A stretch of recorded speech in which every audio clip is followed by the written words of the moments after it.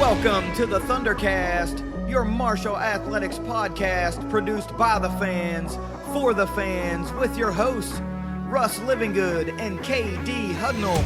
We're bringing you the thundering word on the thundering herd each and every week, so keep it right here.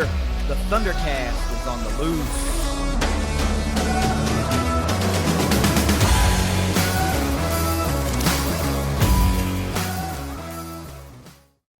Thanks for downloading another episode of the ThunderCast. You can follow us on Twitter at ThunderCast_pod and over on Facebook as well. Please go to the links in the description of all of our episodes. Be sure to follow us on all social media accounts because we give away a buttload of tickets to all these games. And hey, these basketball season is starting to dwindle down the home slate, and we're going to talk about it here in a little bit. These tickets are starting to get hard to come by, and rightfully so. The herd's been streaking, doing really well. A little bit of a setback. We'll talk about that in a little bit, but nonetheless, man, you got to be following us on social media to get in on all those ticket giveaways. And please head over to YouTube and give us a subscription. Please subscribe to the YouTube channel as well so you can watch us do these video podcasts. And if you want to look at our ugly faces, well, mine. Russ's hair is always immaculate. That's why I wear a hat. But anyway, we got a lot to cover. We've got the 2023 softball season preview and a little bit of a roster breakdown coming up in our featured segment. We had Herd softball head coach Megan Smith-Lyon going to join us in a little bit to talk all about Herd softball. But before we get into all that, let's start this episode like we start all episodes with 5 things every Herd fan needs to know this week. All right, and as usual, our 5 things every Herd fan needs to know this week is brought to you by IgniteLink, the Tri-State's premier IT management team. I'm going to start off number 1 with some cool stats. Tavion Kinsey is the first player in Marshall history with 2,000 points, 700 rebounds, and 500 assists. But wait, Ron Popeil, there's more. He is the only active player in the country right now with all 3 of those milestones. That's just cool, period. No, like when you start talking about the only player in the country, anything, that's pretty cool. And this is where I often let recency bias come into play when you're talking about great players of all time. This guy's better than this player, and this guy ranks here and that. I can't do that anymore because Tavion Kinsey, across all Herd players, it's not a recency bias. He's an all-time great, right? And as much as I like to talk about be in the moment and show appreciation for, what you're seeing in real time when it comes to football, for some reason, I don't often allow myself to do that from a basketball standpoint. I'm that terrible guy that likes to talk about things 5 years after they happen. And I'm not going to do that because the greatness that's playing out and it's starting to come to an end here with Tavion Kinsey is just, you can't deny it anymore. He's an all-time great, and I'm really enjoying him having one of the best, if not the best season of his career. I'm really glad he decided to come back, and it's really nice to see one of the good guys have a real capping off of the career, if you want to put it that way. We all want to hope that Marshall makes a deep tournament run and it gets an NCAA tournament bid, and there's just more to see. But man, even if none of that happens, these last few games in Huntington at the Cam Henderson Center should be complete sellouts for what is playing out in real time. It's just so cool. I'm glad Tavion's having the season that he's having. These accolades are just great. Yeah, it shows how well-rounded you are when you are up there at a certain milestone in assists, certain milestone in rebounds. The points are the points. We talked about where he is now, 3rd all-time with a chance of taking over 2nd and 1st, 2nd or 1st. A lot of different ways this could play out. You talked about his longevity. He hasn't missed very many games due to injury, and that's going to play into where he kind of ends up and how we do in the tournament, and whatever postseason chances we have will play into this. But as he racks up these stats, there are now 3 more times to see him in a Herd uniform at home, not on your TV, but in person. And that's coming up Saturday here at home, which we're going to talk about a lot here in a minute. And then later on, not this coming week. We got about 2 weeks in a row that we're going to be gone. When they come back in February, later in February, it'll be your last two times to see him play. So we really need to get out there and see this greatness that we have a chance to see in person. Yeah, I don't, and look, it's not about the individual player. He's just one cog in this really, really fun team to watch. So get out there and watch this team operate, right? But you don't want to go, man, I'll set it to house. I'll watch it on ESPN Plus or whatever. I mean, get out there. If you've got nothing to do, or even if you've got to juggle some things around to make it to the game, all of these final home games should be sellouts. So there shouldn't even be a question. Every single ticket should have a butt in that seat, to the point to where fans are clamoring of like, man, I wish Herd Heaven was open right now. But it is what it is. That just means all the seats that are available are really good seats. That's all there is to it. So everyone should be in a seat to watch these final, 3-4 games? Was it 3 games? 3 games. Damn. Yeah. All right, we're going to go over to number 2, and we talked many times about the Herd's 1-year stint in the Missouri Valley Conference, and we're making a good showing in there. Paige Banton is the MVC Swimmer of the Week this week. She had 7 wins over the week. Great effort on that. And for the second week in a row, Maya McBride is the MVC Freshman of the Week, and she herself had 5 wins during the week. Man, this swim and dive team is pretty cool. Pretty cool to keep tabs on. It's just seems like a lot of momentum building to what could be something really cool in the Sun Belt next year. But let's not leapfrog forward till next year, because some stuff really cool is happening this year. In that 1-year stop in the Missouri Valley, back-to-back weeks, freshman swimmer of the week. I mean, tallying wins left and right. This is cool. This is cool stuff for a guy that really never followed swim and dive. Like I've said before, like I had a teacher at Marshall when I was a student that was the swim and dive coach way back when.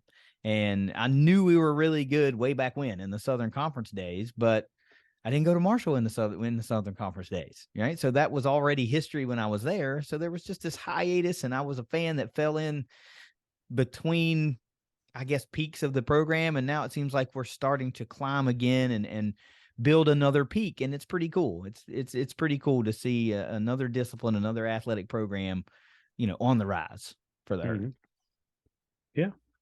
I think that you and I have both said this about track and field, about swim and dive, but it's not so much about winning the overall meet right now. Not that you don't want that, right? I mean, you want to win that, but again, competing against yourself. And when we're seeing these athletes beating their personal best right now at this point, that's great to see, no matter if you win the meet overall or if you finish first or second or that sort of thing. Obviously, again, you want to win them all. You want to win every individual event, and you want to win the overall. But even when you don't do that, you see people setting personal bests or becoming the swimmer of the week for the conference or the freshman of the week for the conference. It just means you're headed in the right direction as a program. Yep, sure does. And I'm going to say this a couple of times throughout this episode, but if you are like, I kind of would like to follow swim and dive a little bit closer. Well, if you don't have the Herd Zone app, you need to get the Herd Zone app, because most of these sports we talk about, usually in the Around the Herd segment, that are not getting play on ESPN Plus, you can follow along live results usually in many of those sports right through the Herd Zone app. So if there's a swim meet going on, if there's a tennis match going on, you can follow the scoring as those games are playing out. So if you don't have the Herd Zone app, you should, because it's free. 2, you should have it because if you do herd lights at a basketball game, it's on that, and you have to have it through that. And then 3, you can follow a lot of these sports that won't get ESPN play or ESPN Plus play most of the time. So you can keep yourself informed if you're just interested about tennis, or if you're just interested about swim and dive or something like that. And as a quick aside, since you brought up herd lights, that is such a cool thing that has been brought to both the women's and men's basketball games. The environment is great at the cam right now for both. They've done a lot to the cam to make it look a little bit better. Things that you might not even notice. For instance, I know about this because they used one of my pieces of equipment to do it, but there was an M with the herd on top of the scoreboard with where the entrance where the tarmac is, the biggest scoreboard, not the overhead. Mm-hmm. And it did not have the updated font, the Marshall's trademark font. Well, it came down, and they brought it down because of brand cohesion. Mm-hmm. So they're doing all these different things to the cam, and not just those facilities, but look around at every little thing that they're doing. They're trying to make these better, and herd lights is one component of that. And the greater the environment is right now at the cam, I would estimate like 30% of the people are using the herd lights. If 75+% were using herd lights, it would just be that much greater. Mm-hmm. So get out your smartphone, which everyone has. It costs you nothing. Have the Herd Zone app ready to go download it before you go to the game. And when you're in there on Saturday, have it ready to go. It tells you on the scoreboard what to do, but right after they announce everybody, right before, they're going to have everything on there. Fans, get out your Herd Zone app, get ready for herd lights. It tells you when to do it. Make it a better environment. And we saw how easy it is to set it up. You install the app, you click the menu, and you give it like 3 or 4 permissions. It's a 15-second process. Yep. And you're good. You're good to go. I think when you did that and shared it on our social media, it was a 12-second clip or something like that. It was all it took after you've already downloaded the app. And apps don't take that long to download, but especially this one. Get in a place where you got Wi-Fi. Yeah. Download it. You're ready to go. Have it ready before you go to the cam. Don't be over there when they're getting ready to dim the lights and try to download it. It's going to be too late. Get it downloaded at home and get it ready to rock. But as cool as it looks, imagine if you participated. If you're not participating at the game and you think, wow, this looks cool, imagine how much better it would look if you participated. Yeah. Yeah. All right. Number 3, this has been, I just didn't really get the years until I saw this on social media, but Mark Gale calls it a career after 39 years in collegiate athletics, and 33 of them have been with Marshall. Mm-hmm. If you do the math, I'm assuming that's either 1990 or 1991, right? So depending on the year, he's seen it all. Mm-hmm. Like the very beginnings of the decade, the dynasty of the 90s. He started in the Southern Conference, transitioned to the MAC, transitioned to the Conference USA, and then transitioned to the Sun Belt Conference. Think of the players, think of the seasons and the moments and the coaches and even the fans that he's seen file in and out of the Shuey Building, of Joan C. Edwards Stadium, of Marshall Stadium, before it was Joan C. Edwards Stadium, right? Yeah. I mean, man, he was witness to all of those moments that we think about and watch videos of, and we weren't there, for all of them, and you have to find them online. He was front and center, for all of that, and very instrumental in I think the term building a culture gets tossed around a lot, and I'm not sure, that means different things to different people. But I think the better thing that you could describe Coach Gale's career as is like a foundation, a cornerstone of the foundation of what Marshall football has been for the last 3+ decades. I mean, let's put that into further context. We were little kids when he started at Marshall, little kids. Like my son is roughly the same age that I would have been when he started at Marshall. And I've seen a lot of stuff at Marshall, a lot of moments, a lot of great wins, some tough losses, great players, and you've seen even more than I have. He was there for all 9 years of your undergrad. All 9. Yeah. So, but that's a career that, I'm not sure in this day that we live in, this world we live in now, especially in collegiate athletics, that too many of those careers are going to be around like that. And you might be in collegiate athletics for 40 years, but will you be at one the stop? same school for 33 years? Now, let's say he was there, what was it, Oklahoma before Marshall, and then Marshall. But 33 years at one stop, that's becoming a rarefied thing. And he saw quite a bit at Oklahoma, if you think Quite a about bit. Oklahoma in the late 80s. Yeah. One of the coolest things I saw was the picture that someone posted of him. It may have been a family member of like calling it a career, and he's holding a football and he's got all those rings on his fingers. I mean, that's a lot of hardware. That is a lot of hardware. So, I mean, what a great time. I mean, again, if it's the right time for you to walk away and call it quits, great. But man, how many 4 conferences, all those wins, everything. Think of just the different head football coaches, Yeah. not to mention the athletic directors, not to mention the school presidents Yeah. that have come and gone and everything. And he's been here through all of that. Yeah. The Pruitt era was not even a thing for 6 or 6.5 years or whenever the time before he got here. Yeah. I can't remember if Donnan got here in 90. Now I'm trying to remember if he was here in 90 or if he came in 91. He may have even been 89. My years are running in. I think Chomp was there right before Donnan, but that was a career. Yeah. And our hats off to you, Coach Gill. So when did let's just toss one more date on there. Remind everybody when the stadium opened. 91. See? There you go. Just one more thing. Yeah. One more thing. He's been there for every game inside of Marshall Stadium and Joan C. Edwards Stadium. Amazing. Congratulations on retirement.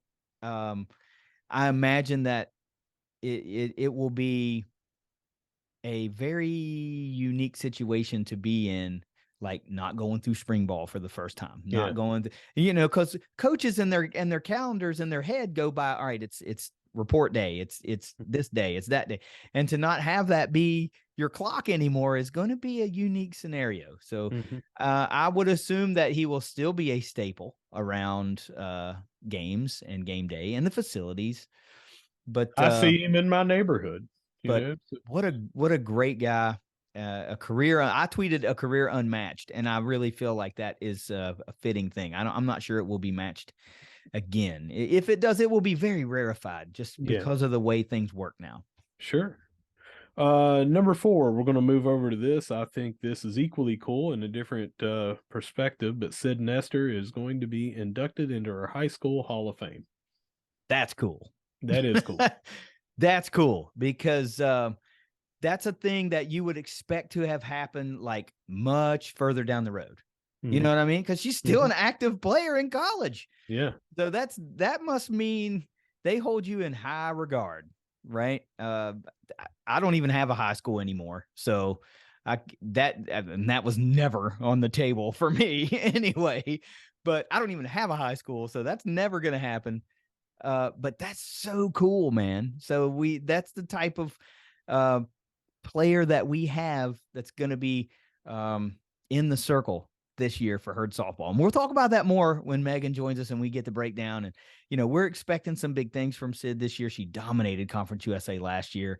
And we talked about, when we were talking with Megan, that video that Stan's Visuals put out, Herd softball put out, dude, Sid's got the swag and it looks like she's locked in and ready to roll. So I'm excited. I'm pumped, man. I think it goes without saying how that we're big time Herd softball fans on the ThunderCast. And we're looking forward to some killer moments in year 1 in the Sun Belt Conference, but high school Hall of Famer, add that one to the resume. That's wicked cool, man. It is cool.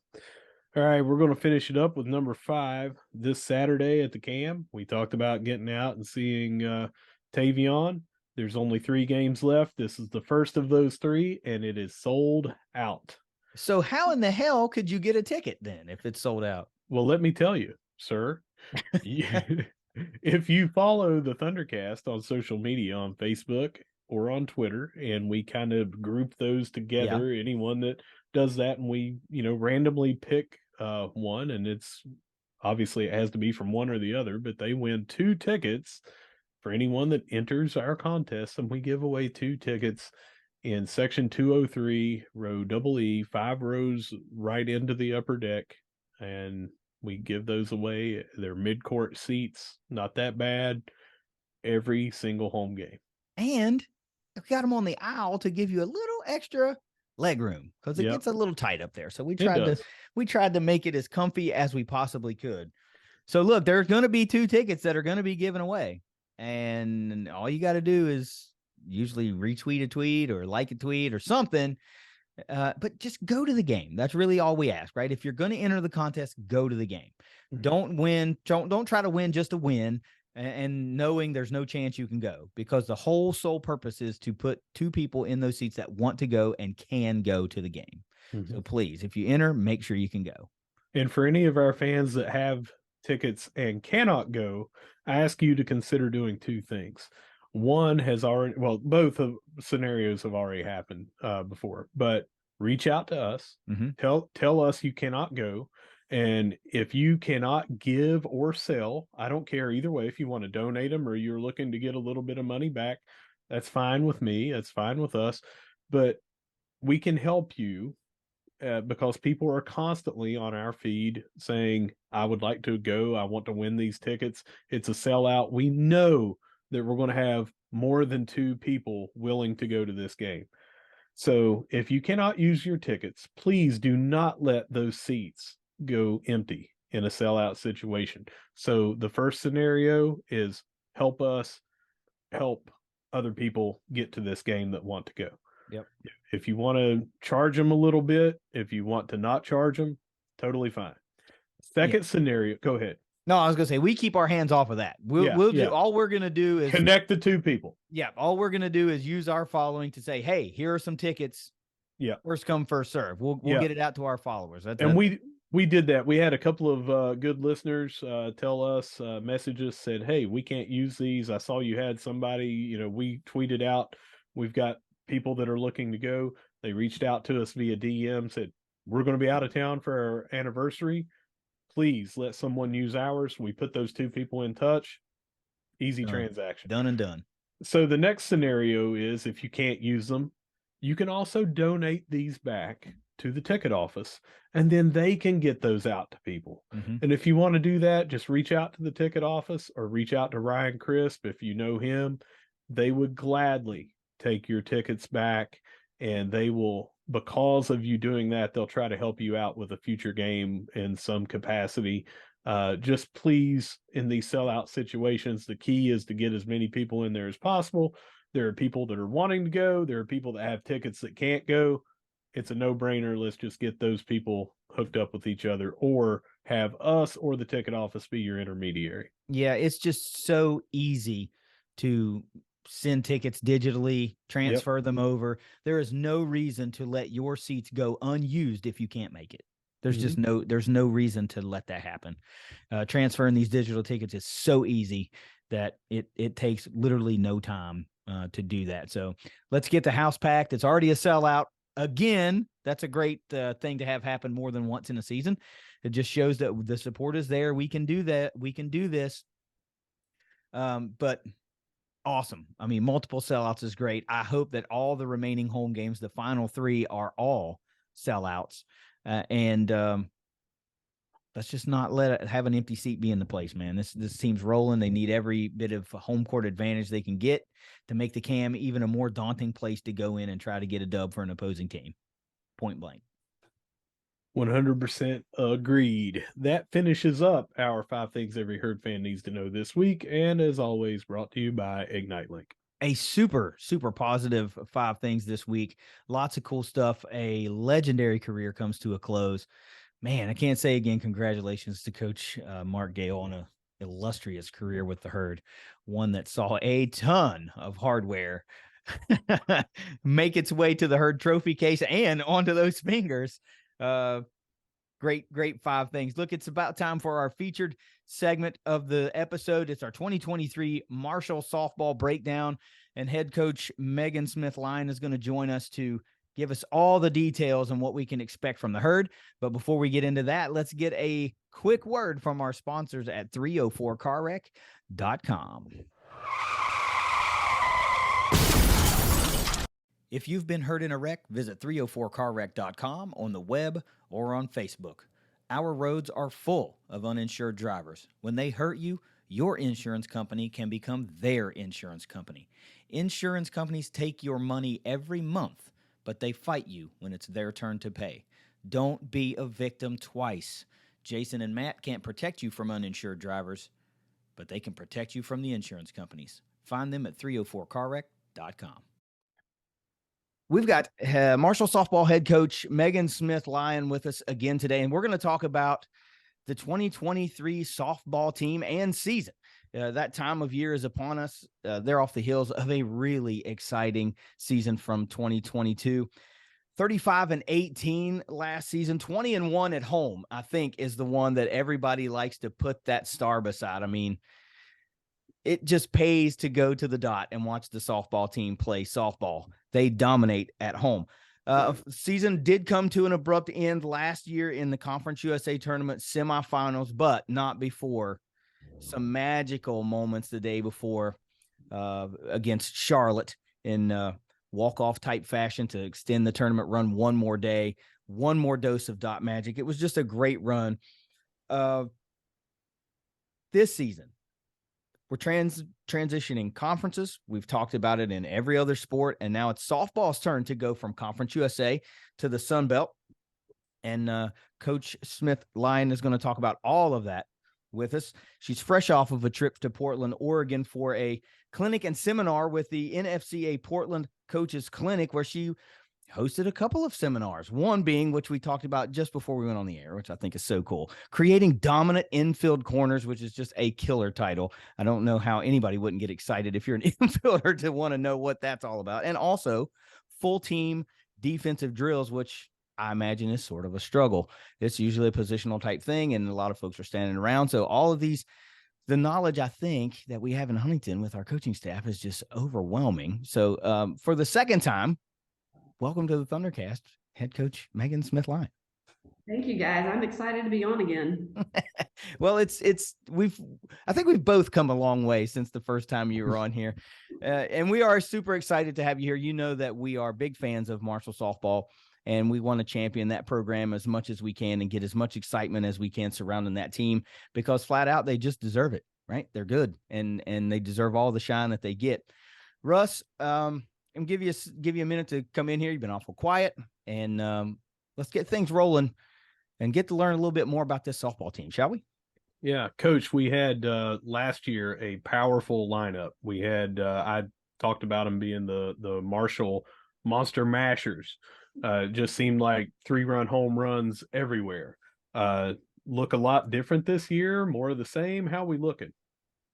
Gosh, we look a lot different. I think that obviously we're going to still have some power in our lineup, but our lineup is going to be a totally different type of offensive lineup.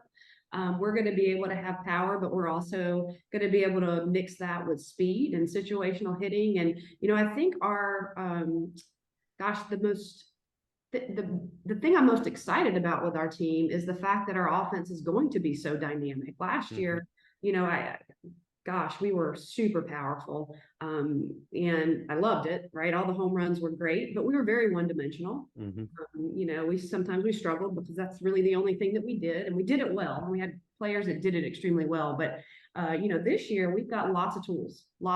We've got players that can hit for power, can hit for average, can make things happen offensively. We've got speed all over the place, and that's something we haven't had since I've been here. So a whole new look, whole new type of team, super dynamic on the bases and offensively. So maybe a little bit different brand of softball that you've seen us play, but no less exciting. It's going to be an exciting lineup. I think everybody enjoys the long ball, right? Everybody loves to see that home. And maybe I'm in the minority, but I am a guy who has always enjoyed, I guess you call it the manufacturing of runs. I enjoy base running. I enjoy stealing. That's things that have always been my favorite parts of the game. And if that's something that Marshall's going to do a little bit more this year, then I'm all for it. I love the home run too. I loved seeing us set the home run records on fire. But there's no denying there is a notable loss of power from the lineup, whether through transfer or exhaustion of eligibility, whatever the case may be. And you have to augment that with this year's roster. So that leads to the next obvious question, is recruiting and the transfer portal, right? Most fans, for some reason, seem to think that the transfer portal is a dominantly football thing or a men's basketball thing, right? And we are continually trying to tell folks that that's kind of across all sports, and you can make that a weapon for you as well. So we've talked about, before coming on the show, we talked in some messages of a nucleus of players that we have returning, right? I'm going to name a few, and then we'll talk about how we augment those players to fill out that lineup. How did we do that, right? Of course, it starts at the top and in the circle with Sid Nestor. Great pitcher coming back, Conference USA Pitcher of the Year, all that good stuff. Not talked about enough in softball circles nationally. And I'm kind of okay with it because I like that little bit of chip on the shoulder stuff. Grace Chellman come back for another year. She made that announcement, which we were over the moon about. And we are expecting even bigger things from Autumn Owen. Now, that's a great trio of players to start with. Who else are you pleased with the development that has returned from last year, and how did we augment that lineup to bring on the 2023 herd? Yeah, I mean, you named three big time players for us, and we're going to rely on those three heavily during this season. And before I talk about how we're adding that, I got to talk a little bit about Autumn Owen. Not many people know in the fall she suffered an injury and missed all fall. She had surgery, major surgery, and was projected to miss part of our season. And that girl, my word, she is driven, determined. She busted her tail throughout the fall and throughout the winter, and she's going to be ready to go first game. So super proud of her and her grit. And, you know, with Autumn, it's her talent out there, but it's that heart and grit that she brings. Man, just really excited about her and her ability to come back and kind of be a leader and show our team what it takes to grit something out and you know, fight through something. But we'll shift gears and talk about some people we're adding. You know, I've got to highlight Sydney Bickle. Sydney Bickle is brand new. She's a transfer. She's from Louisville, infielder. She'll play at shortstop for us. She really has come in and just, gosh, she's kind of lit everything on fire. She is amazing at shortstop defensively, an area where we lacked a little bit last year. So she's going to come up and upgrade our defense tremendously at short. But what she's doing offensively, she's amazing. She can hit left. She's a lefty hitter. She can hit for power. She can hit for average. She can slap. She can run. She can bunt. She can steal bases. She will be at the top of our order, and she is dynamic. She is dynamic. So we're super excited about her and what she's bringing to the table. And her and Grace working together, I think, are going to be huge, you know, because Grace has the same types of capabilities, and they're going to be a force, both of those in the lineup. Bub Faringa is a returner who last year saw a little bit of action offensively and in the circle, but she's really grown a ton, and we knew she would. You know, last year she had to play behind Allie, you know, Allie Harrell. Nobody's playing over her, right? So Bub kind of had to sit back and be behind her and Sage. And, you know, through that, she worked, she developed, she progressed really well, and she's had a really, really strong fall and preseason for us as a hitter and a pitcher. So, you know, she's someone that we're going to look to really add to Autumn Grace in the lineup. You know, and I think it's, like I said, she's going to bring that power, but it's going to be that balance we have in our lineup that's going to be so key. You know, Grace has got speed, but she can hit for power. Now, Bub's going to add some power to the lineup. Autumn's got power, but we've got Sid Bickle now who can do all of it too. So it's just going to be really, really neat to see the balance we're going to have in that lineup. So you mentioned Allie. She, if I'm remembering correctly, batted leadoff last year and had a 606 on base percentage. That is ridiculous. One, two, how do you replace that? And she brought power and everything, but you mentioned it's a different kind of a lineup. You know, that was a lot of on base percentage, not as much speed. Are we going with Bickle? You said, is that who's going to lead off? So is it going to be a little give of the on base maybe down, but the speed is there and that will help manufacture runs? Or is she looking to be one of these on base percentage dynamos like Allie was. Well, I think you can't replace Allie, and we don't have another Allie here, right? There's only one of those, and she's now a coach, luckily. She's helping us out. But, I think Bickle's going to be able to probably a 600 on base percentage is off the charts, right? Sure. But I do think she's going to be able to get on base in a lot of different ways. And what she's going to be able to do is she's going to allow us to not have to move her because she can move herself with her speed. Which is going to be a huge benefit. We did not have that last year. We had to play station to station, and then we had to rely on people to hit a home run. That's not what we have to do this year. We're going to be able to score in a lot of different ways. We're going to be able to wreak havoc on defenses and make them very uncomfortable.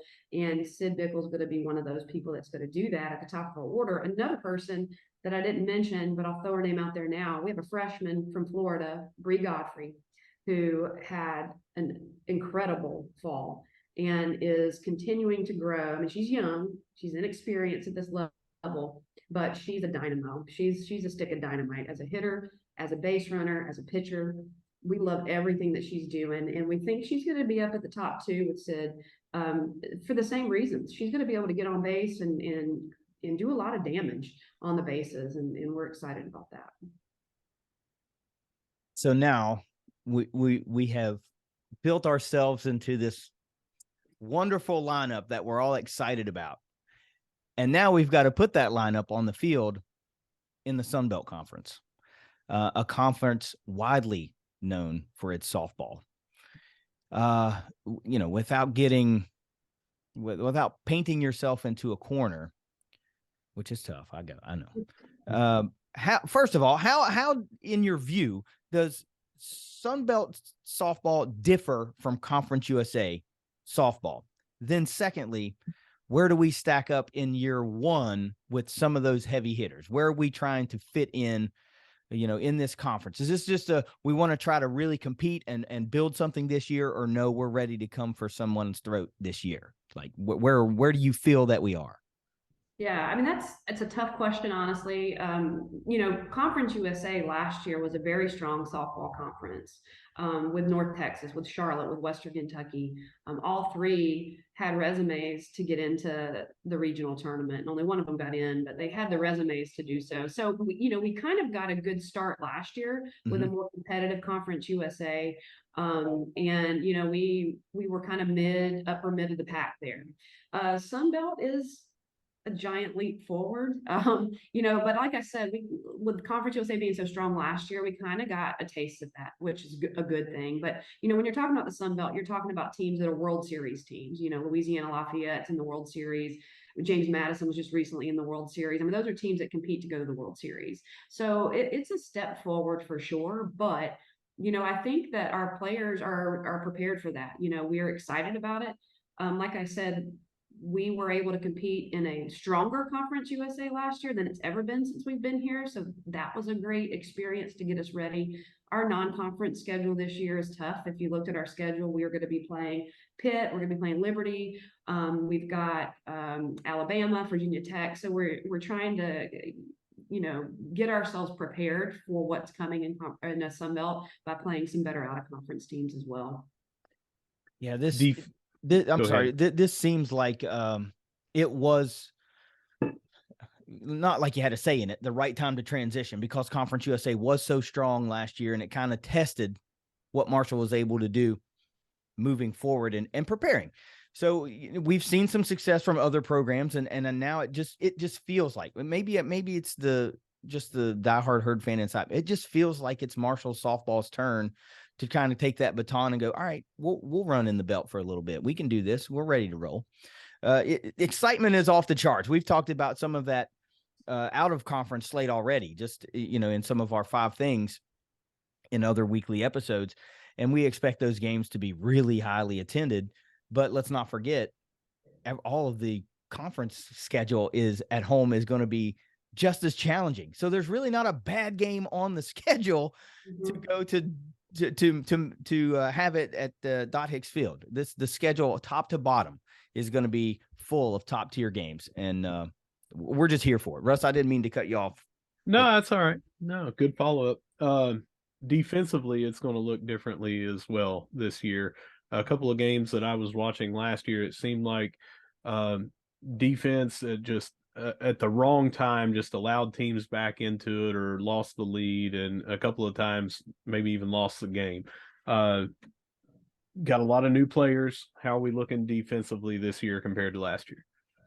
Yeah, defense has been a struggle for us, with our personnel in years past. And I think this year it's a complete difference. We've got anywhere. I would anticipate her starting at third, but she can play anywhere in the infield and do a phenomenal job. And we lost Katie Adams behind the plate, who was a great receiver and did a good job in regards to like situational defense. But what we're adding with Autumn Owen behind the plate, or Emily Allen even behind the plate. We have such a strong arm behind the plate now, which I think is going to be a huge weapon for us too. So, I really look at it as, our offense is shifting gears. Our defense, I believe, is more solid top to bottom. And our pitching staff, with Sydney Nestor returning, and we've got some good ones to add to her now. I think that we got a solid team, a different team, but very solid. Is it out of the realm to say, I hate to use the word better, right? Because you have to get into games and see kind of what you're made of before you can start to make comparisons. But there's so much different. Is it a better different in your mind? Is that fair to say to you? It's like, this is a good different. This isn't a bad different, because I feel like sometimes I do things differently. I'm like, that was bad. But do you feel good about this different? Well, ask me that 3 weeks ago. No, there are a lot about it that's good, right? And yeah. There's a lot about it that you can't, it's hard to compare. To me, they're so different, you can't even compare them. Yes. Like I said, it's exciting to be able to manufacture runs. It's exciting to be able to throw runners out. It's exciting to be able to have a dominant shortstop. All those things are exciting. But let's not forget, it was really exciting to have Allie Harrell in the box. Sure was. Yeah. We have Sage Pie. So you can't really compare the two. I think we're just a different team, and different. I'm excited about the different. I'm excited about it. I don't know what the results are going to be yet, but I'm excited about what I see at practice. I'm excited about the energy they have, what they bring to the table. Great people who work really, really hard and love Marshall and come to work every day to get better. I mean, I love that, and we'll see what happens when we get out there. I think maybe that's what I meant. Is it an exciting different, not a good or bad? But I guess the most important thing we have to ask is, are they still just as fun and like, I mean, they haven't lost the personality, because I think that's the biggest draw for a lot of our fan base, is they see these gals having the time of their freaking lives, and it's infectious, so they're with a lot of roster turnover and some folks coming in to learn what Marshall softball is. Are you working hard and playing hard? I think is the question. Yeah, definitely. We lost some big personalities. There's no doubt about it. And they made every day interesting. And we have different personalities, but they love the game. They go out and have a ton of fun. And I mean, that's what we're all about as coaches. I mean, obviously, we're preparing our players to be elite and to compete for championships. But at the end of the day, I never want them to forget how much they love the game, because I love it so much every single day. That's why I go out there. And you don't want them to forget that. They're young people who are getting degrees and doing awesome things in classes, and we want them to come out to the field and do awesome things here, but also love what they're doing and enjoy it. We still do that. We have a ton of fun.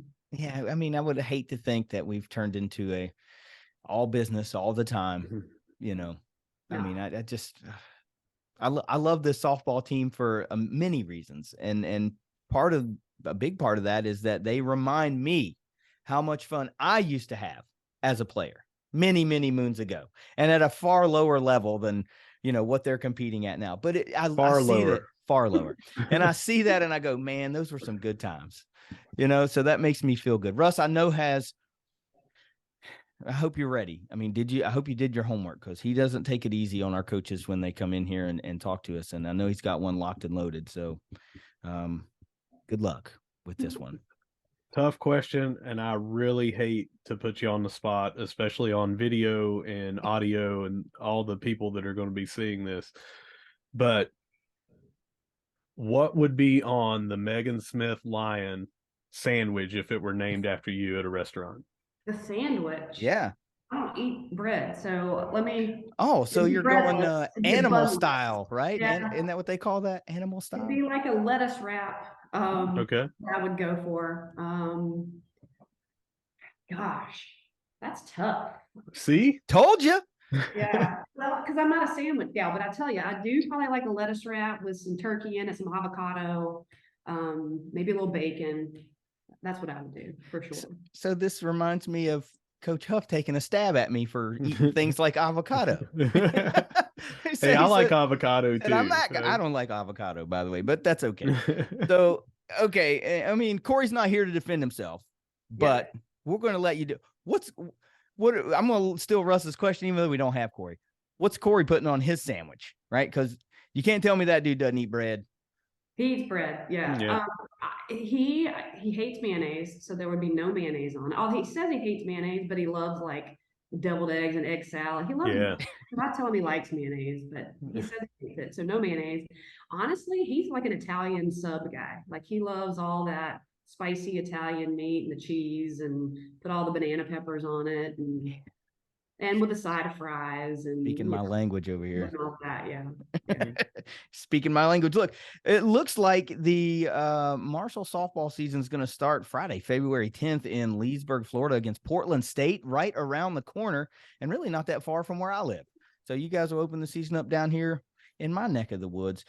We've got to ask, like we always ask, because it's so important. Fans need to continually hear this. What is the easiest, best, quickest way that Marshall fans can support Marshall softball?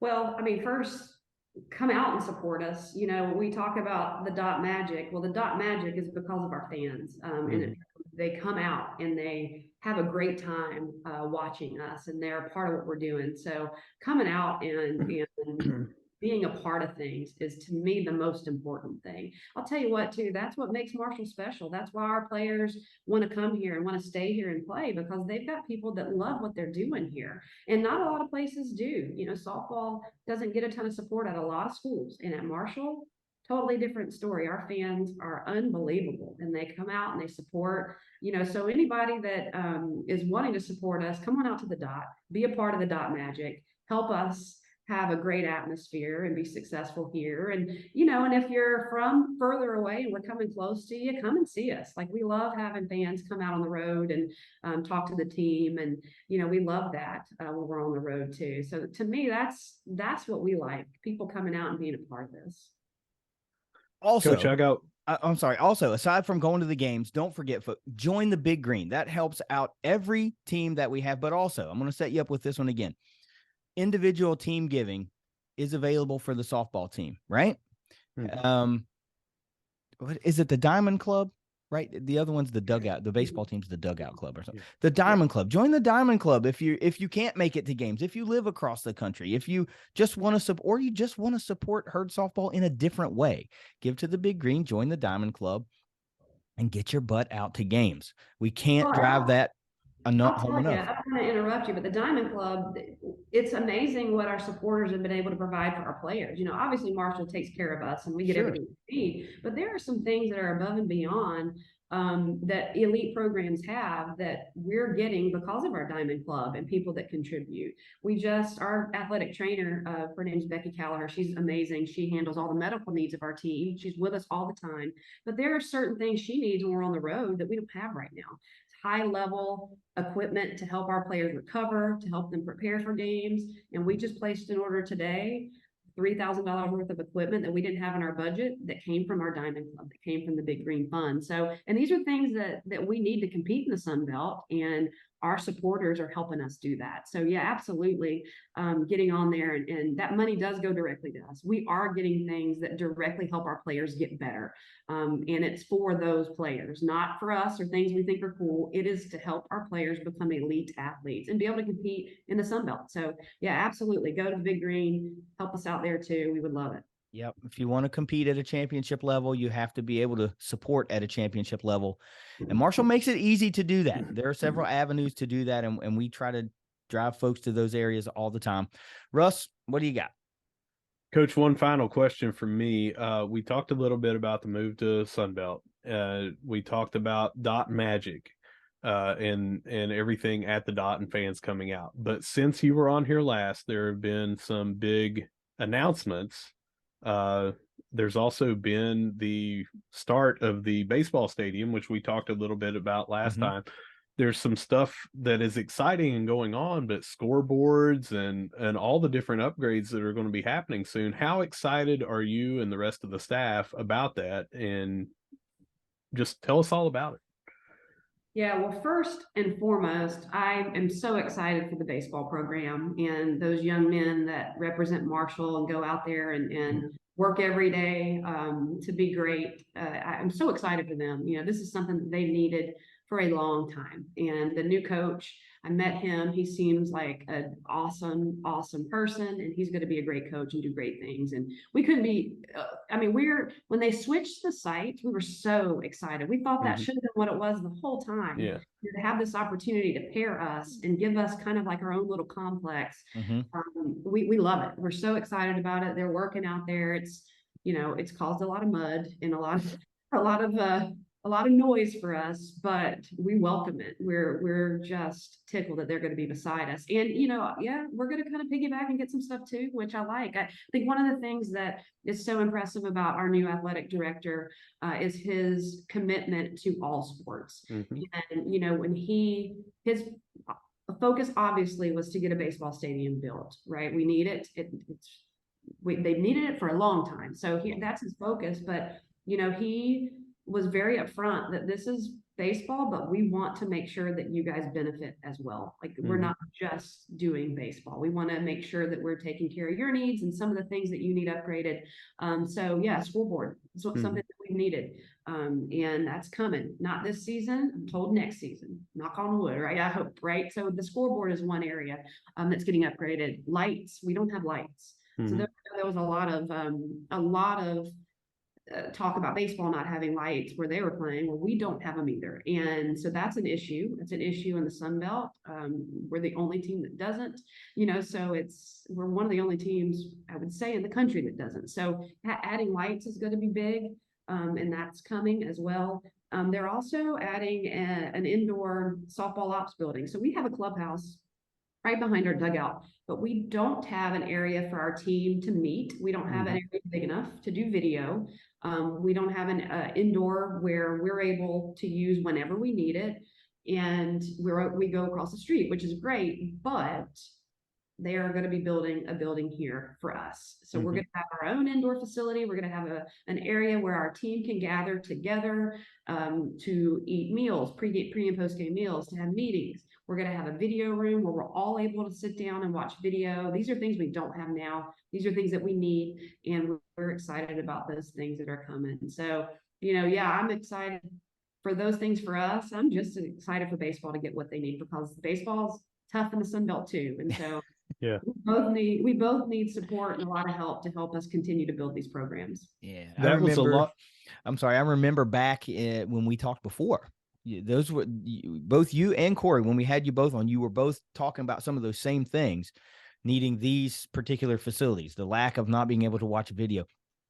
And it's now great that those things, went from, well, it'd be great if we could get those to, we're going to get those, in the span of relatively short time in the grand scheme, especially when you talk about the decades it took to get a baseball stadium built. But that's just great to hear. You guys deserve all the facilities upgrades, all of the amenities that you need to keep competing at such a high level and to help this program take yet another step higher. For all the folks that do know how special it is, Herd softball, that is, there are so many folks that are learning about it every day and realizing, dang, this is a really good program we have here. And we talked about this way back when as being a potential cornerstone program for herd athletics in the Sun Belt. And I still feel that way. And so to see that, the value is being placed on this program for what it is, and they're trying to elevate it even more, it's just great to hear. You deserve it all. You guys deserve it all. You've done a fabulous job. The program gets ran the right way. We never hear anything out of it that isn't positive. And that's just an unbelievably challenge to me, because at the end of the day, we're talking about kids. And I remember what I was like when I was 18, 19, and 20, and my parents didn't always get positive news. So you guys are doing a great job. And we just could not be prouder of our softball program. We could not be prouder of our coaches and our players. And, of course, anything we can do, we as the ThunderCast, Russ and myself individually, we want to do. You should always feel free to reach out to us, and anything that we can do that's within our power, we're going to try to do it. Russ, you got anything else before we let Megan get back to building a championship softball team? No, just looking forward to it. Can't wait to get out to the dot, take my girls out there, and let them enjoy watching this as they did last year. So I'm really looking forward to it. Yeah. Thank you so much for joining us today. We're so excited about softball season. And like I said, we'll let you get back to your day. We got games to win, right? Absolutely. Thanks so much for having us on. I always enjoy it. I know Corey enjoys it too. And hope to see you guys at the field. Maybe, I don't know how close we are in Florida when we come down, but maybe come by and watch us. It should be. I'm going to Google it. As soon as we get off here. I know I've seen Leesburg around. I don't know how far it is, but I'm going to Google it when we're off. And if it's there, I'm going to try to make the trip, but let's hope. Thank you again so much. We enjoy doing this. We enjoy having you on. Anytime you want to come back on, all you got to do is send us that message. You're always welcome. We will make it happen. Herd softball starting in just a couple of weeks. Get excited. Get your butts ready to get over to Dot Hicks Field. Join the Big Green. Contribute to the Diamond Club. What else can you want? Go Herd. Go Herd. Go Megan, Herd. Megan, thank you so much. We'll see you. We'll talk to you soon. I'm sure we will. Take it easy, okay? All right, thanks. Later. Russ, we can't thank head coach Megan Smith-Line enough for joining us and helping us learn a little bit more about the 2023 Herd softball team. I hope this gets those fans a little amped up and excited to want to get out to the dot and support the squad. Lots of killer games on the schedule. And we talked about, this is going to be a sort of a new look style of play for the Herd. So there's a lot to be excited about. But for now, let's take this bad boy around the Herd. All right, we're going to start off with women's tennis, and they took a road duel over Kentucky 4-3. And some of these results here at Kentucky, let's see. We had Gabrielle Claret and Angela Lopicic, sorry, got a little tongue-tied there, won one of the doubles. And in singles action, Joanna Strom won, Emma Vanderheyden won, Sophia Hurrion won, and Angela Lopicic again won. So a lot of different winners in there edging out. One of those matches goes a different way. We could have been looking at a tie, or it could have been, I'm assuming it wouldn't have been a tie at 4-3. It would just flip-flop. Flip-flop, yep. So we would have ended up on the losing end of that. But to be able to go somewhere, I don't know the prestige of Kentucky, but going somewhere else on the road seems like it's always going to be tough. You see it no matter what conference you're in, what sport you're in. So big time win over Kentucky. I think this just goes kind of across all sports. It's just hard to win on the road. Sure. You get all of the comforts of playing at home and familiarities of playing on and especially like tennis, where playing surfaces are such a big deal. And it could be the exact same surface at Marshall or in Lexington, but it doesn't matter. Like they're used to playing and practicing on that particular surface. They know how the ball reacts. So to go in on the road and open the season a 4-3 victory, that's big time for the Herd, right? Traveling is another thing. When doesn't matter what sport you're in, but again, the travel, if you're going there the day of, I personally myself, I don't do well unless I'm driving a vehicle. I seem to be lethargic or car sick, that sort of thing. I have no idea how people travel and things like that, but being in a car for 2 hours, sometimes you get out, you're not as loose. Anything, I know just about everybody listening, if they played sports of any time and they had to have a bus trip somewhere in high school, when you got off there, it was just totally, totally different than being at your own facility. So going and winning on the road is tough, and they won over Kentucky. So hats off to them. And also today we're playing, I guess I don't know what you call it. They're hosting a couple of teams in Huntington. University of Charleston and Bellarmine are both in Huntington right now. And this match is about halfway through as we're recording.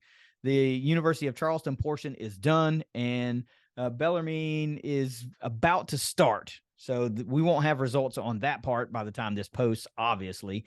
But they kind of took UC to the woodshed, 7-0. It's singles, 6-0 in singles. They dropped one set out of all the matches in singles, and then finished 3-0 in all the doubles matches. So Herd Tennis is kind of just rolling early right now in this one. We'll see how they stack up against Bellarmine. Don't know anything really about Bellarmine, so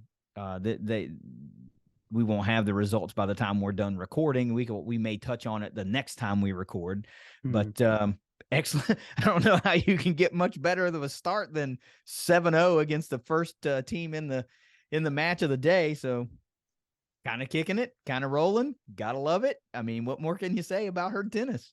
Yeah. We ended up over on track and field.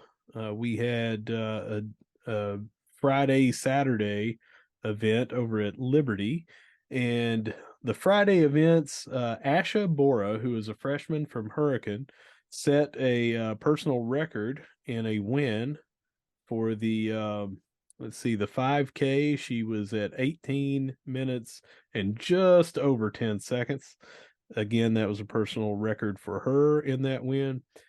Sydney Smith, a senior, broke her own school record that she had set last year in the 3K with 9 minutes and 55, almost 56 seconds. She shaved off what was almost a full second from her personal school record, indoor school record.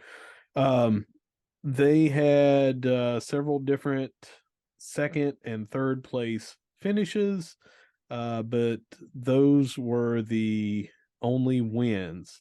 On Saturday, let me switch over to that.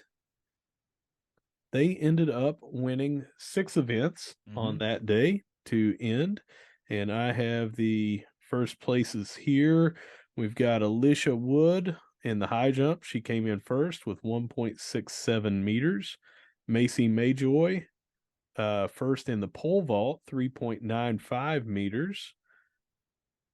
The 1 mile run, Kylie Maston came in first at 4 minutes, 57 seconds. 60-meter hurdles, Tyra Thomas came in first, 8.38 seconds. The 1K, the 1,000 meters, Abby Herring, hear from her all the time on here, came in first, and that was 2 minutes, 54 seconds. And in the 4x400 meter relay, we came in first, and that was Micah, Elaine, Beckett, Murphy, and Thomas that came in first in that. So 6 victories to finish that out. They go on to play. Where is that next meet? Do you have that? Yeah, you talking about the PNC Lenny Lyles Invitational in it's Louisville? At Louisville. Yeah, so they will be doing that this weekend, and they are there. Let's see, is that tonight that they start or tomorrow? This weekend. Today. No, it's today. Okay. So this is going on right now as well. We have not seen any results from it, is why. But as of right now, it is ongoing. So guess what? You got to back up, because there was one thing that we got to touch on, right? And guess who? When we're talking track and field, guess who? We have a little bit more to talk about. Abby Herring. That's right. Abby Herring's win in the 1,000 meters set a personal and team record. Okay. Who would have, personal and team record at that event, that says. So who would have guessed? Week in and week out, it's another personal record. It's another event record. It's another school record. Abby Herring, Parkersburg Zone. I don't think that we're ever going to get tired of talking about that, because that was one from the very first times that we did an episode. We were mentioning that she broke a school record, and that made one of our 5 things. It was in the results for Around the Herd, and it seems like every event or every other event, we're talking about her dominating in some fashion. So. I know, right? This is like, I don't know what goes into being like a a decorated athlete is usually somebody that wins an award and has these trophies. But like, as far as records go, I don't think we've talked about any athlete through the duration of our show, from the inception of the show, more than her. Yeah. Couldn't have. All right, we're going to switch over to swimming and diving, and they had I don't know how these points are scored in swimming and diving for an overall meet, but they won over Duquesne in a duel, and it was 300.5 to 223.5. I would be lying if I knew what that meant as far as each individual event, how many points were awarded for first, second, that sort of thing, especially with the halves. I'm assuming that's ties. Someone out there that knows, DM us, tell us, let us know. I just don't know how many points are scored for each victory, second place, third place, all the way through on that. But here's our first place results for this. The 400 medley relay, Maya McBride, Paige Banton, Madeline Hart, and Clava Katayama came in first, and that was 3 minutes, 44 seconds. And the 1,000-meter freestyle, Esther Laban, who we talk about here quite a bit on swimming and dive as well, scored a victory at 10 minutes, 1 second. 50-meter freestyle, Maya McBride, 24.09 seconds. 100 individual medley, Paige Banton, 57.36 seconds. The 50-meter butterfly, Madeline Hart, 25.42 seconds. 100-meter freestyle, Gabrielle Ivy, 52.11 seconds. 50-meter backstroke, Maya McBride, 25.82 seconds. The 1-meter dive, it's usually Grace Kelsheimer that we're talking about here, but teammate Lauren Henderson, 273.45. Kelsheimer came in third on that one. 50-meter breaststroke, Paige Banton again, 28.91 seconds. The 200-meter freestyle relay, Katayama, Claire Kinney, Gabrielle Ivy, and Madeline Hart with 1 minute 35.09 seconds. 200-meter medley relay, Maya McBride, Paige Banton, Madeline Hart, and Claire Kinney, 1 minute 45 seconds. 100-meter backstroke, Maya McBride, 56.73 seconds. 100-meter breaststroke, Paige Banton, 1 minute 4.47 seconds. 200-meter butterfly, Esther Laban, 2 minutes 9.09 seconds. And 100-meter freestyle, Clava Katayama, 52.57. 200-meter breaststroke, Paige Banton yet again, 2 minutes 20.07 seconds. 100-meter butterfly, Madeline Hart, 58.01 seconds. 200-meter individual medley, Paige Banton, 2 minutes 8.16 seconds. 400 freestyle relay, Katayama, Ivy, or Tamir and Hart came in 3 minutes 31.41 seconds. Now, that is a lot of first place. Trust me, there were a lot of second place. There were a lot of third place, but you can see why McBride and Banton got those awards. Esther Laban did well. Hart did well. Katayama. A lot of people we're hearing on here multiple times. Just a really good meet, and you can see why they. What looks to me that looks to me like a dominating score, 300 to 223. They are up next at the Missouri Valley Conference Tournament, all the way up in February 15th. So they got time between now and then, little over 2 weeks time, 2.5 weeks. But we're excited about seeing all these results leading into the tournament. Yeah, this is personal best, first place finish starting to pile up. Yeah, in 2 weeks, this is the stretch, right? This is it. We're hitting it at the right time. Seems like a great time to also say this is also a great time to support swim and dive in an individual sport giving. capacity if you can. Like all these first place finishes are pretty impressive. So, you got a couple of bucks kicking around. Throw a little support to the swim and dive team, because it's not like, you can buy a ticket, and go watch. I mean, it's free. So, all these individual sports, Olympic sports and things like that, the individual sport giving that you can contribute to them, it goes a really long way, right? Really long way. I mean, we're not trying to take anything away from football or basketball or anything. They have bigger, much larger budgets. And while your money is also still important, the financial support that you can individually give to the swim and dive team, that dollar is going to stretch a lot further than, other sports relative to their budget. So give them a little something, anything, and just say, hey, man, you guys have been killing it lately. And I recognize that. And I want to support swim and dive, or I want to support tennis. It means a lot. And I believe me that those coaches and players are appreciative of that. Very appreciative of that. So excellent job by the swim and dive team. Excellent job. Yeah, and it was a lot of stuff to read off there. I don't want to leave anyone's first place finishes out. Just to say that the two, Banton and McBride, I could have just highlighted their wins, but that's not fair to the other athletes that came in there and secured first place finishes. But I also have to give a shout out, even though I didn't read them all.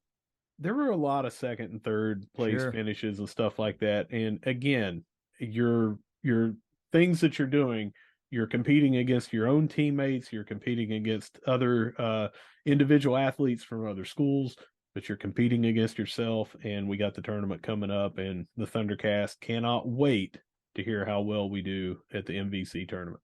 Yep. If you're intrigued to know the full results of these things, again, go to the Herd Zone app.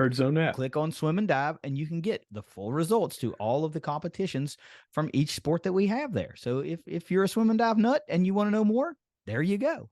And with all these, with tennis and track and field, not only do they put these in an article format where you can read, and then they list the results down and only put Marshall's athletes down there, but up at the top of the article, you can either download or click for the website version of the actual 1-page, maybe 2-page PDF format of like everyone from every school and where they finished.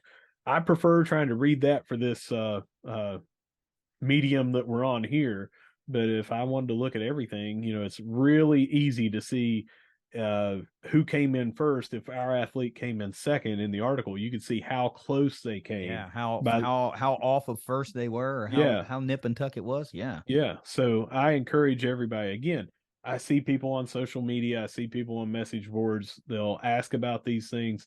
It's as simple as what KD said earlier. Get the Herd Zone app. You can go to herdzone.com, but apps pretty much rule everything nowadays. It makes it so much easier to not have to open up the browser and type it in. You open up the app, it's right there. It's a news story. You can sort by sport, however you want to do it, but you can get these results. All right, we're going to talk about women's basketball, and this was a good couple of games. They've had 2 games since we recorded last, and that is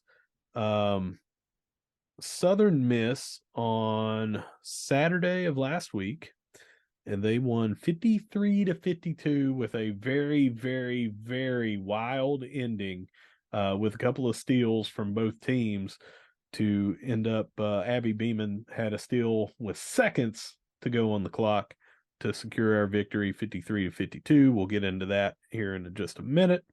And then just last night on the road at ULM, winning 61-59, yet another patented comeback by this Lady Herd team. You said it best, we've both said it, but they do not quit. It's one of these things that, you'd like for them not to be behind, but when they do get behind, you can never count them out. Yeah, they don't pack it in. Yeah, you don't see them. If you go there live, or if you're watching on ESPN Plus and they show the bench at all, they are never down. They know they're down on the scoreboard, but it's just like okay, well, here's what we have to do. Let's go out and do it. And that's the kind of team you root for, man. I love watching them play. I try to watch as many games as I can on ESPN Plus. I've been able to go to the game in the cam a couple of times. Really fun atmosphere. And we've talked about at this point in the season, we're getting into that point, like the latter parts of the regular season and stuff. That's when this attitude would start to pay off, because they never quit. And you if you have to hang around in some games, you're going to find yourself coming out on top sometimes, because you're hanging around. And let's face it, Southern Miss came in as a heavy favorite against the Herd, because they're the better team on paper, right? But you can throw that out the window, and we'll talk about that, in another capacity here in a minute. But they go in and they protect the court at the Cam Henderson Center, and they get a win over a Southern Miss team that on paper was a better team. And it's because they didn't quit. They were behind. They say, all right, we just keep working, keep chopping wood, keep playing the game. Marshall went scoreless for over a minute in the final minute to hang on to that win, right? So they have to hold off several scoring attempts by Southern Miss to eke out that win. I don't care if I have to use the term eke out, because that's what they did. They came out and they eked it out, right? They didn't score for over a minute. They had 53 points with a little over a minute left in the fourth quarter. Southern Miss is trying frantically to get back ahead, and they just couldn't do it because of the scrappy, don't quit Herd team. And 10-9 at that point, I don't care, because it's about the don't quit. Would I love them to be, 19-0? Hell yeah, I would, but they're not.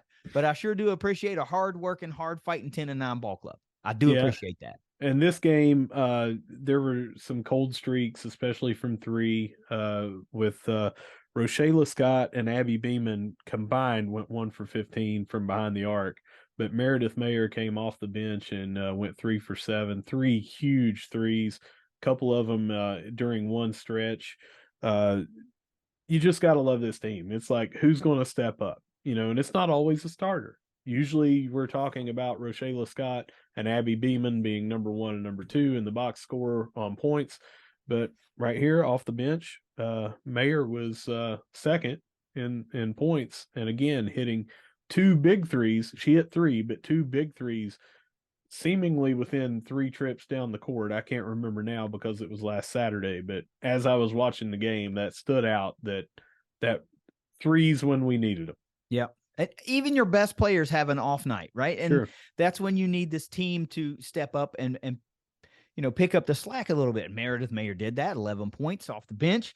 Tara Harness, 8 points, which is tied with Abby, right? For all the great things that Abby has done. She had an off night, and it happens. There are plays that show up that won't show up in the box score, right? That she's responsible for. And we know, but 40 minutes in the game and 4 of 9 from the floor, 0 of 5 from 3-point range, 8 points on the day. That's an off night for her. That's what I was getting ready to say, and you said exactly what I was going to say. She only had 9 shots, and that is hard. 4 for 9 is not too bad of an off night. She just didn't hit. She hit all 4 inside the arc. If I remember, they were all layups, fast breaks, or driving to the basket. She may have had a mid-range jumper in there that I'm forgetting, but the 0 for 5 is uncharacteristic from behind the arc. She hits 1 or 2 of those, she's at either 11 or 14 points. She only had 9 shots. That's what's a little more uncharacteristic for her. But again, she distributed the ball well, had 9 assists, and this is just a good team. They mesh very well. They pick each other up. And what did we talk about going into this season? Because we didn't know much about them. We couldn't even give really a recap until we watched the first game to 2 games, because there were so many new players from transferring in. And in that short amount of time, they played together like they have been playing together for 3 years. Yeah, it's very much a work in progress. And I don't think anybody on that roster, anybody on that coaching staff would say anything different, because it came in with so much new from top to bottom, and it took a while. It's always going to take a while, but even if it starts gelling early, you still got to be hot from the floor. You can still go cold from the floor, even though you're playing well together. And we saw a little bit of that, and they were still able to come out with a win at home against a really, really good opponent. So this is one that, there's been some, we're going to go back and talk about that Davis and Elkins game where they just obliterated that poor team. But you might go back and go, you know what? This is the this is the toughest. This was the best game of the year because of how it played out at the end. And we were able to get the win against a really tough opponent. And some of our, more score heavy players had a little bit of an off night. As a team, we were cold from the floor, 22% from 3-point range, only just under 34% from the floor as a whole. So getting wins in games like that, that's pretty impressive. It's pretty impressive. Well, let's talk more about impressive of last night's game. Again, they were on the road. We just talked about how hard it is to win on the road. It was a weeknight on the road, far away from Marshall in Louisiana, Monroe. They scored a combined 17 points in the first 2 quarters to go in with a 30-17 deficit at the half. Whoa. So what did they do in the third quarter? They outscored 24-11 ULM to tie the game up, and then they outscored them 20-18 in the final quarter to win 61-59. 44 points in the second half versus only 17 in the first half. If that doesn't tell you that they went in at halftime and they talked about some things and they got on the same page, I don't know what's going to tell you that. Abby Beeman, again, with only 10 shots. I think what was uncharacteristic that I left out in the Southern Miss game was she wasn't at the free throw line a lot, and she went 4 for 6 from the line here. In only 10 shots, she finished with 17 points. Rochella Scott only had 4 points, 0 for 4 from 3, 2 for 16 from the field, no foul shots, only 4 points. If that's not a thing to tell you, your leading scorer almost game in, game out has 4 points. Someone else stepped up. Where'd they get it? Sydney Scott, 5 for 6 from the field, 4 for 5 from 3-point land, 1 for 1 from free throw. She missed a total of 1 shot yesterday and ended up with 15 points and 3 rebounds. Let me just read off the last minute. Okay. 55 seconds of this game. All right, 55 seconds. Abby Beeman hits a layup to put the Herd down 59-58. Okay, so we're down by one with less than a minute to go. And now the following is a list of the play-by-play stuff. Okay, you got a timeout by UL Monroe, then a missed jump shot by UL Monroe. Mahogany Matthews block. Sydney Scott defensive rebound. Mahogany Matthews made layup to put the Herd up 60-59. Timeout UL Monroe. Missed jumper by UL Monroe. Mahogany Matthews block. Foul on UL Monroe. Mahogany Matthews with 1 second to go makes a free throw, misses the second. No time on the clock. Defensive rebound. Mahogany Matthews defensive rebound. End of the game. Defensive stand. Couple of blocks in there. They're playing the foul game, but you hold off with several big defensive plays by Mahogany Matthews down the stretch. That's how you close out a game again when your leading scorer is having an off night, or one of your 2 leading scorers is having an off night. I'd like to rewind it just a little bit further. At 2 minutes and 2 seconds left, ULM hits a jumper and they go up 59-54.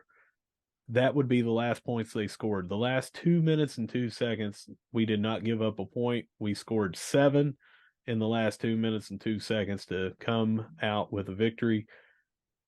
Again, we've said everything. Yeah, we've said everything that we can. You use the word eked out a win. A win is a win. They find a way to win. That's what you want to do. You eke out a win, then you come from behind and that's not eking. That's taking a win from someone else. You're in their house and you took a win from them and put a win over in your column. So great week. You will be able to see them on Saturday, but it's on ESPN. You'll be able to see them. I do not have up who they are playing. I do. Yeah. Arkansas State Saturday at 3 p.m. on ESPN Plus. All right. So before you go over to the cam, which is going to be sold out, and we're going to talk about the men's game, warm up by watching our women play on ESPN Plus. Hopefully they're going to get another road victory. Fun team to watch. After you get done with that, time to go over pregame a little bit for the cam and watch our sold out men's basketball team, which we're going to talk about now. Little bit of a rough two overtime games. And we ended up in that first overtime game on Saturday, we scored, was it the first 13 points, the first 11 points in that overtime? It was at least the first 11, I think. I mean, I was watching it, and first of all, the end of regulation was wild. Sure. It's one errant pass. If that inbound pass gets completed, this game's over. Yeah. Right? This game's over. Just a little bit too short of a pass as they were throwing it, trying to throw over the player's head to Kinsey around half court. Yes. So, but you get into overtime, and it was just like, all right, game on. Yeah. It's like Arkansas State forgot to show up for overtime. I mean, they were obviously on the floor, but it was right out of the gate. Boom, three-pointer by Andy Taylor, and then Tavion Kinsey rips off like the next 8 or 9 points or 7 points or something like that. And Taylor rips off another 6 points. I mean, they dominated overtime. They were like, all right, enough fooling around. So it was a different type deal than what we'll talk about, against UL Monroe at home. But in that game against Arkansas State, I mean, a lot of scoring by a lot of guys. Kinsey has 23. Andy Taylor has 27, tying his season high, 1 point off of his career high in a Herd uniform, obviously. And Kerfman goes for 16 on 50% from 3-point range. The guys that needed to score scored when it mattered most, right, at the end and in overtime. But this Arkansas State team was like we were talking about with the Herd women. They hung around in this game, just kept hanging around, and they had an opportunity to win at the end. And I'll be lying to you if I thought that I wasn't going to hear a whistle on that layup at the end of regulation to put them on the line for a chance to win with basically no time on the clock. But didn't happen. Went to overtime, and Marshall took care of business. That was impressive, to kind of let Arkansas State back in that one, send it to overtime, and then Marshall to come out and be like, all right, this one's ours. Enough fooling around. Yeah, Taylor opened up in overtime with a 3, and then Kinsey hit a jumper. Kinsey hit another jumper. Kinsey hit a layup. Kinsey hit another jumper. Mm-hmm. And then finally, we didn't end the scoring, but Kinsey ended the scoring. Jacob Connor hit a couple of free throws. They hit the first 13. Oh, no, it was more than that. That was 13. Oh, no, okay. Avery Phelps hit a 3 right after that with 44 seconds left to get their first points of the overtime. We hit our first 13 points. Yep. And then Taylor hit a free throw, and we ended up winning 87-78. Dominating fashion in overtime. Now, should it have gotten to overtime? No. Probably not. No. And we're going to talk about that again in what happened at the ULM game for the men last night. I was there, and in what should have been a game that never made it to overtime, it went not only to overtime, but 2 overtimes. And I have to say, my reaction last night, I was the one tweeting from our account at the game with the rebound, the score total, as I was doing that. And I said that it was horrible officiating. The refs were probably ignorant of the rules. They were definitely blind and all that. I stand by that for what happened down the stretch, which I'll talk about in a second. But I do have to say, early in the game while I'm watching this, I thought to myself, we are getting every call. When they were fouling, we were getting it. And sometimes it happens that way. So ULM fans may have been watching that and saying, man, we're getting screwed. They're calling everything on us. That's kind of the way it works. But let me tell you what I saw when we were up 74-70, and we had 23, almost 24 seconds left in the game. Their player that ended up scoring 30-some points, Blackman, drives toward the baseline.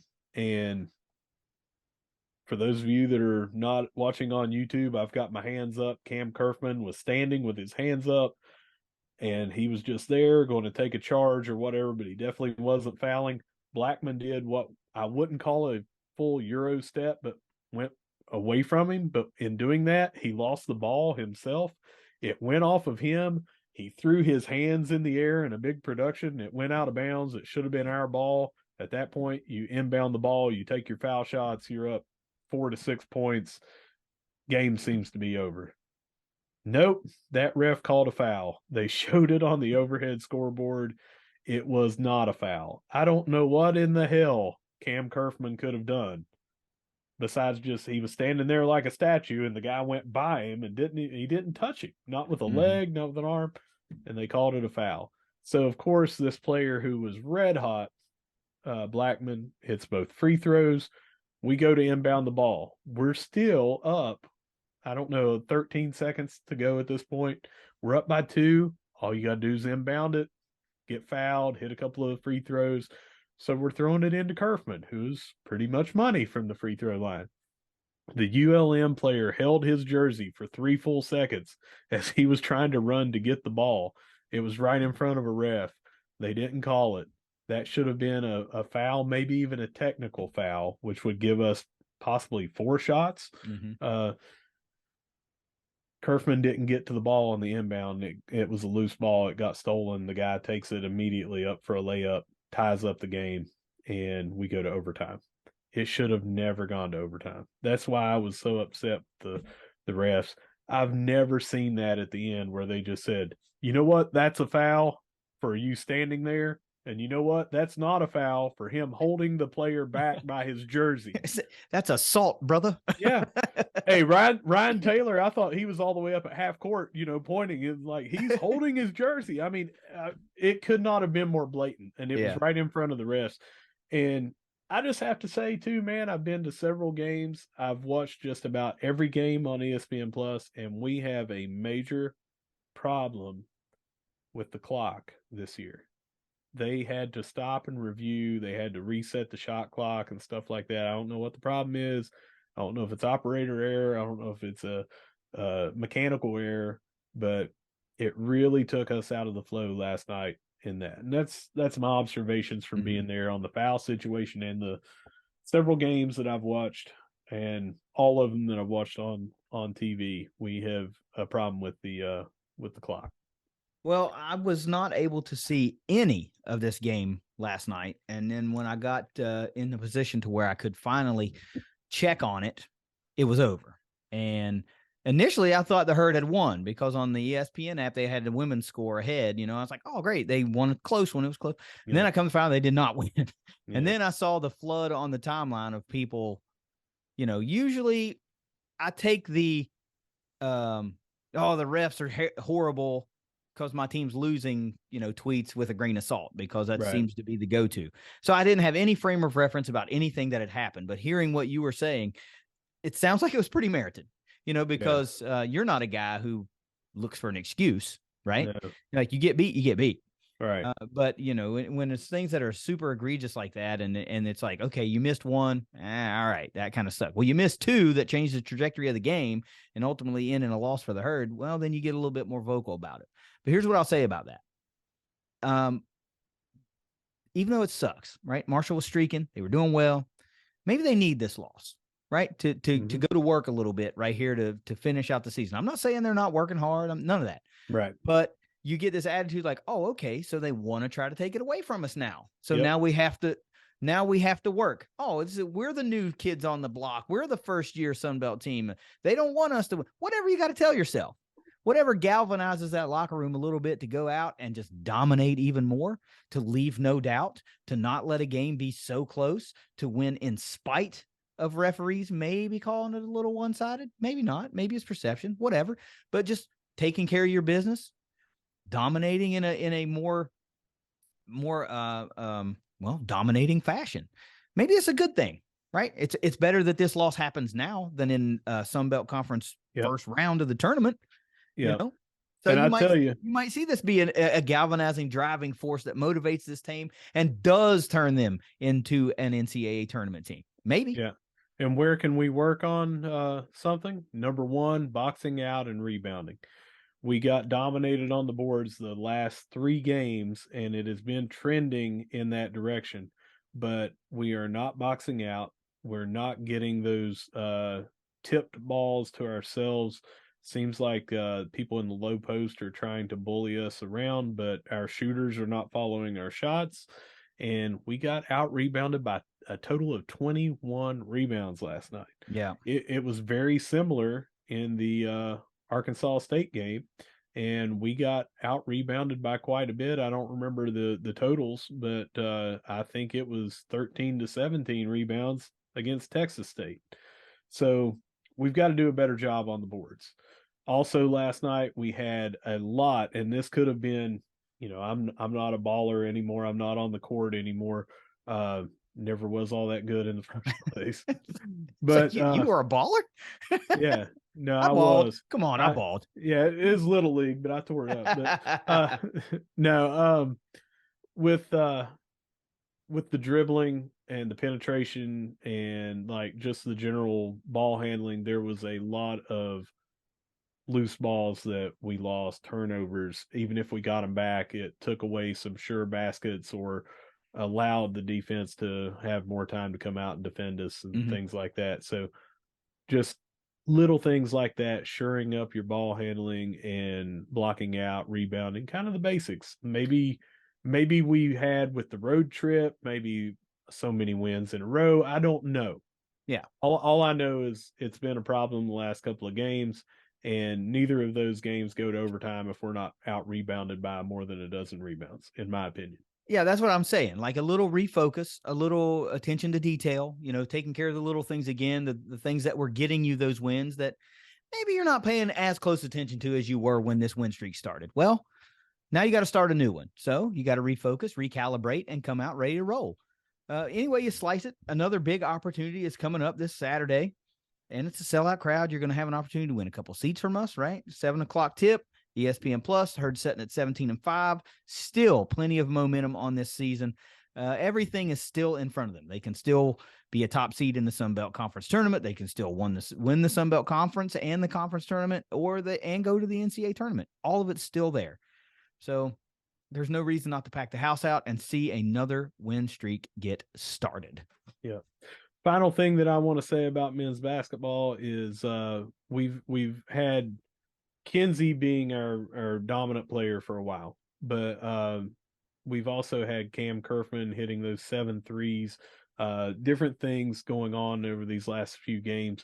But last night, when we were struggling, we were not playing Marshall's offense, and Kinsey basically took the game over at the end of the game to keep us in it or to scratch along and come back, whatever it was. It was him. So we didn't get the victory that we wanted, but it's things like that where that one of our players can take over a game, whether it's Kerfman, whether it's Taylor, whether it's Hand-Logton, whether it's Kinsey. We've seen that at various different times, and I just feel like that come tournament time, we're still going to be a problem. Sure. We just got some things we got to shore up. For sure.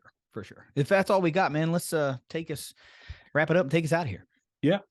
So no matter where you see us, if you see us at the Can, if you see us at the Joan, if you see us over at the Chris Klein Athletic Complex for track and field, no matter where you see us, we're always going to be saying, go Herd.